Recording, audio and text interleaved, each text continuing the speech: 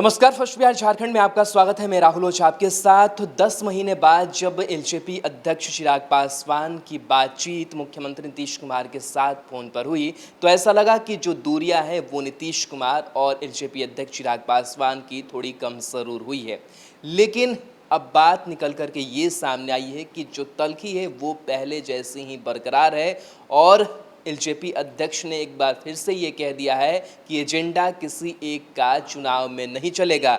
NDA की 3 पार्टियां हैं, तीनों पार्टियों का अपना अपना एजेंडा होगा, यानी कि कॉमन मिनिमम प्रोग्राम जो है वो बनाना ही होगा। साथ ही साथ निश्चय योजना की भी बात लगातार हो रही है, उसको सिरे से चिराग पासवान ने खारिज किया। उन्होंने कहा है कि 7 निश्चय योजना ये जेडीयू का अपना एजेंडा है। हम जो कॉमन मिनिमम प्रोग्राम बनाएंगे उसमें तीनों का एजेंडा शामिल करना होगा।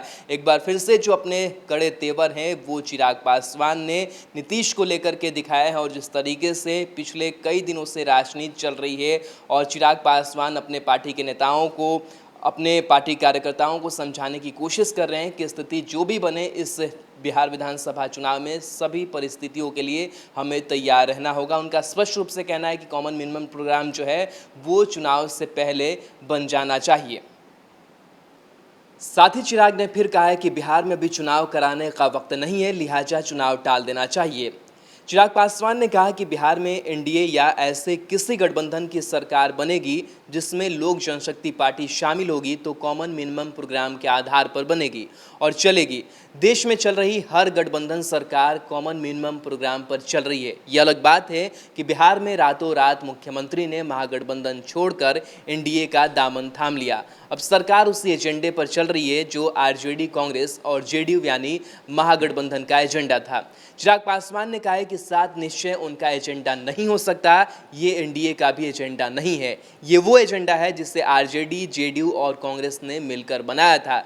यही मेरे लिए चिंता का कारण है। मैं अपना एजेंडा चाहता हूं जो एनडीए का एजेंडा हो। हालत तो ये है कि बिहार में एनडीए की सरकार है और केंद्र सरकार के सीए एनआरसी के फैसले के खिलाफ नीतीश कुमार ने विधानसभा से प्रस्ताव पास करा लिया।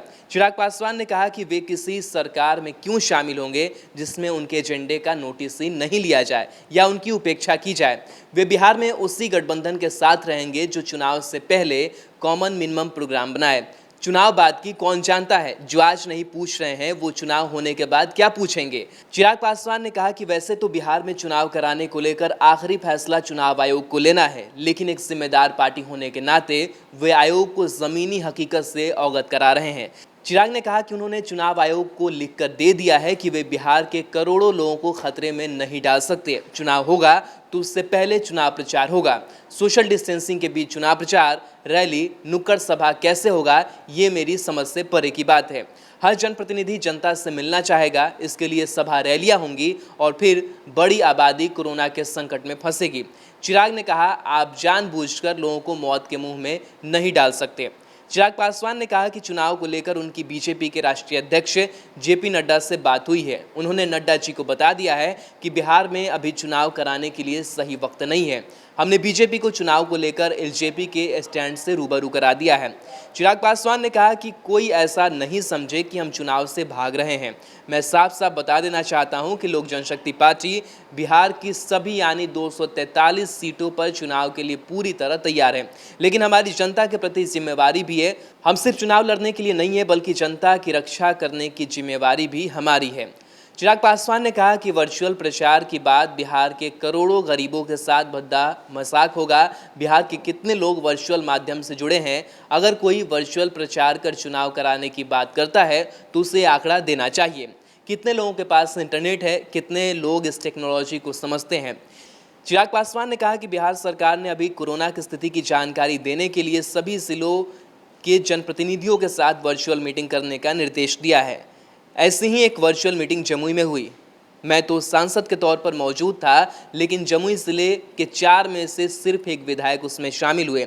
मैंने जब डीएम से पूछा कि 3 विधायक क्यों नहीं है तो डीएम ने कहा संभवतः विधायक इस टेक्नोलॉजी से सही से अवगत नहीं है, इसलिए वे वर्चुअल मीटिंग में शामिल नहीं हो पाए। चिराग पासवान ने आगे कहा कि संसद का सत्र होना है, दोनों सदन मिलाकर उसमें तकरीबन 800 सांसदों को भाग लेना है। उसके लिए ढेर सारे एहतियात बरते जा रहे हैं। हम लोगों के साथ भेदभाव नहीं कर सकते। सांसद कोरोना से बचाव के लिए सुरक्षा के घेरे में रहें और लोगों को खतरे में डाल दें, ये सही नहीं है। जनता की सुरक्षा सोचकर ही तो चुनाव आयोग ने बिहार में उपचुनाव टाल दिया। ऐसी क्या परेशानी है कि बिहार में 6 महीने के लिए राष्ट्रपति शासन लगाकर चुनाव नहीं टाला जा सकता है? जनता के हित के लिए ये किया जाना चाहिए।